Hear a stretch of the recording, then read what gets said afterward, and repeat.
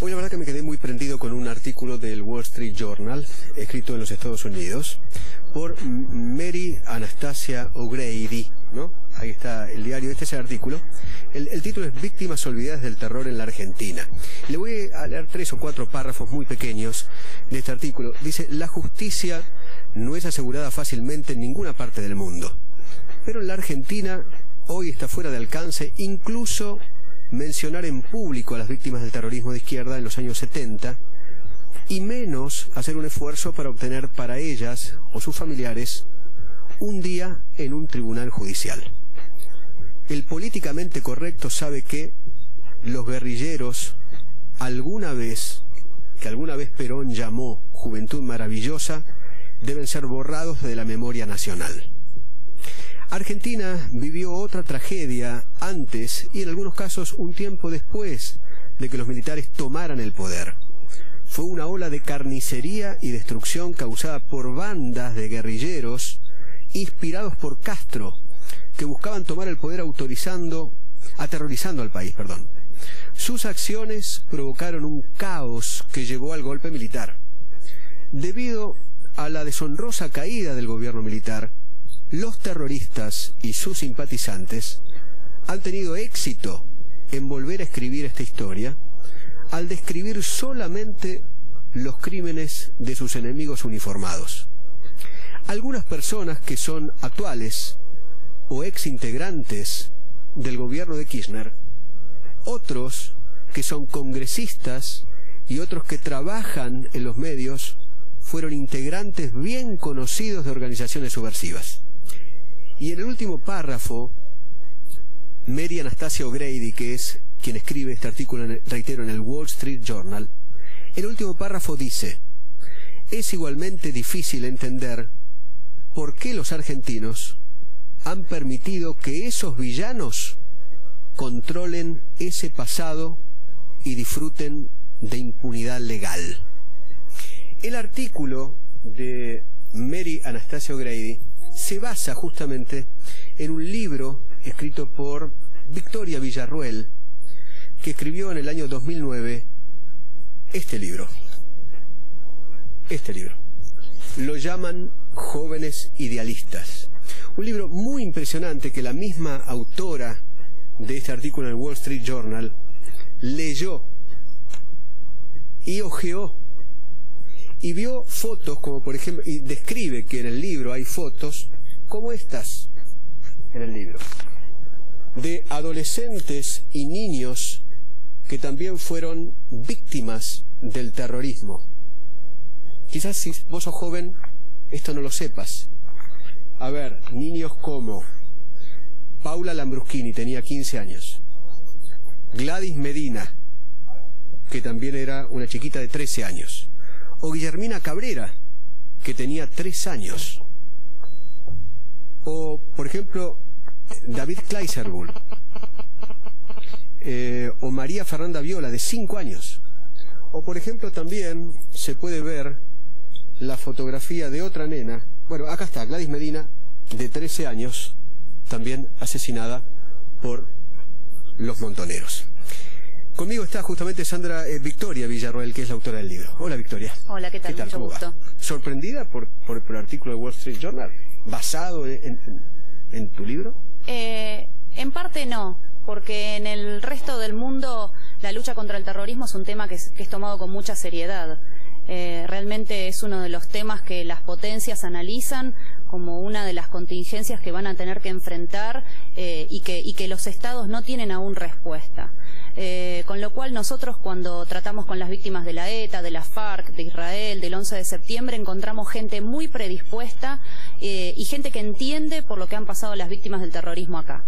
El único país donde esto no se entiende y donde este tema es profundamente ideologizado es en Argentina. ¿Y por qué crees que ocurre? Porque hay muchos exterroristas que hoy forman parte de las estructuras estatales y por ende están luchando por su impunidad. ¿Dónde? ¿Quiénes, por ejemplo? Bueno, en todos los estratos de todo el Estado. O sea, hay desde cónsules, embajadores, secretarios de secretarías como las de Derechos Humanos. ¿Duhalde? Duhalde fue Eduardo director, Luis, ¿no? Hablo de Eduardo Luis. Fue director de una revista que hacía expresa apología del terrorismo. ¿Cuál? Militancia. Entonces, estas personas están de acuerdo con haber tomado métodos violentos para atacar a la población, tanto en gobiernos democráticos como en gobiernos de facto. Quiero resaltar que la mayor cantidad de víctimas se dan durante el gobierno, los gobiernos democráticos, Cámpora, Perón e Isabelita. O sea que esta situación estaba dirigida expresamente a atacar a la población civil, a infringir terror en la población y a lograr que determinados gobiernos accedieran a sus requisitorios. Los guerrilleros aquí en la República Argentina, ¿cuánta gente mataron? Bueno, acá en el libro está... El libro no relata la investigación que la ONG que yo represento está concluyendo. Nosotros hemos relevado todo el material de diarios desde el año 69 al 79, junto con todos los libros publicados y las publicaciones de las organizaciones terroristas, y eso arroja que hay aproximadamente 18.000 personas directamente afectadas. De esas 18.000, más de 13.500 están identificadas con nombre y apellido, y de esas tenés la comisión de toda la gama de delitos terroristas, es decir, desde el asesinato, que es la agresión más grave, hasta una persona que estuvo en un avión en vuelo y ese vuelo fue tomado por terroristas, como sucedió. De todas esas 18.000 víctimas, ¿no? ¿Cuántos son uniformados? Digo, bueno, fuerzas policiales de la provincia de Buenos Aires, federal, no sé, marinos, de la Fuerza Aérea, del Ejército. Bueno, de ese gran número de víctimas, aproximadamente el 20, el 25% solamente son uniformados. ¿El resto son todos civiles? El resto de cada 10, más de 7 eran civiles. O sea que es indiscutible. Civiles de todo tipo, ¿no? Sindicalistas, periodistas. De todo tipo, porque incluso hay ciudadanos extranjeros que venían aquí, tenían sus trabajos, trabajaban para empresas de sus países o creaban una empresa acá y eran asesinados o secuestrados. Tenés de todas las religiones. Me gustaría recordar, por ejemplo, hoy a Mario Alpern, una persona de la colectividad judía que fue asesinada por montoneros el 15 de junio del 76. Era un señor que tenía una pyme, que sufrió pintadas antisemitas y amenazas en su fábrica, y un día finalmente montoneros, antes de ir a trabajar, lo fusiló en la calle frente a su hijo Marcelo, de 15 años.